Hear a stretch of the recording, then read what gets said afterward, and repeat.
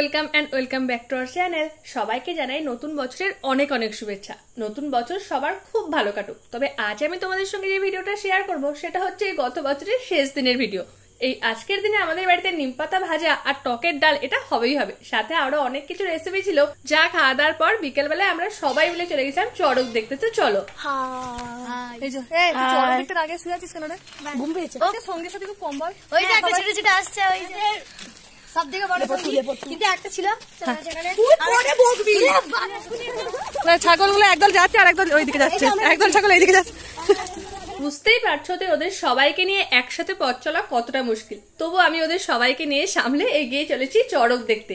তোমাদের সঙ্গে গত বছরও কিন্তু আমি এই ভিডিও শেয়ার করেছিলাম, মানে আমাদের চড়ক দেখতে যাওয়ার ভিডিও।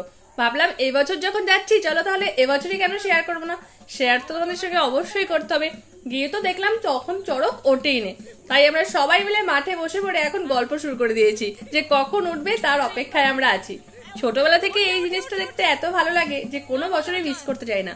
যদি আমি বাড়িতে থাকি তাহলে তো আর কি দেখতে যাবই, এই ব্যাপার। আচ্ছা, তোমরা যারা গ্রামের দিকে বাস করো তাদের ওখানেও কি এরকম হয়? আমাদের এখানে কিন্তু খুব বেশি বড় করে হয় না, কিন্তু আমাদের এতেই আনন্দ, আমাদের এতেই এত উৎসাহ যে বাচ্চা বাটিকে সাথে করে নিয়ে দেখো আমাকে যেতেই হবে। শান্তি জান একবার যা একবার নে ননিকে সাথে নে, এই পাশে অল্প আছে, অল্প তোর সাথে নে, এদের সাথে চলে যা একবার। আবার নন্দ আছে এখানে।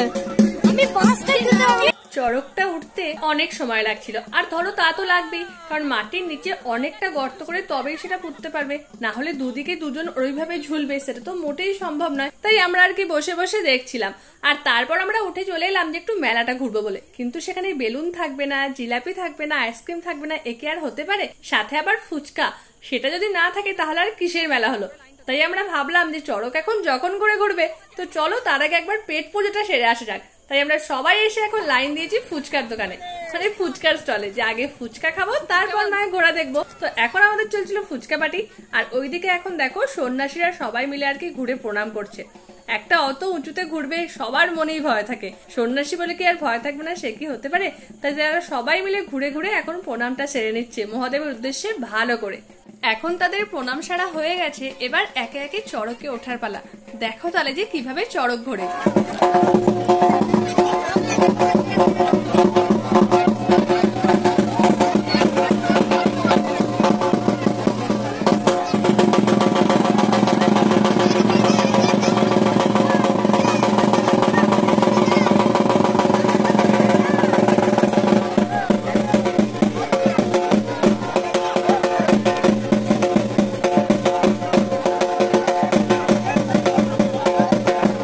একজন সন্ন্যাসীর তো ঘোরা হয়ে গেল, আবার একজন আর কি ঘুরবে, আর তার ফাঁকেই আমরা চলে এসেছি আমাদের সবার প্রিয় কুলফি নিতে। যতই আইসক্রিম থাকুক না কেন এর কাছে কিন্তু সবাই ফেল, কি তাই তো?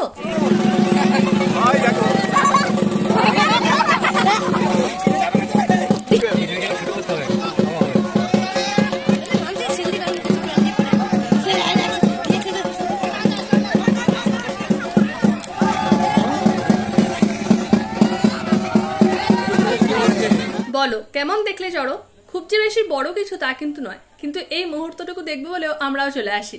আর এসে মেলাতে জিলাপি খাবো না সে কি হতে পারে?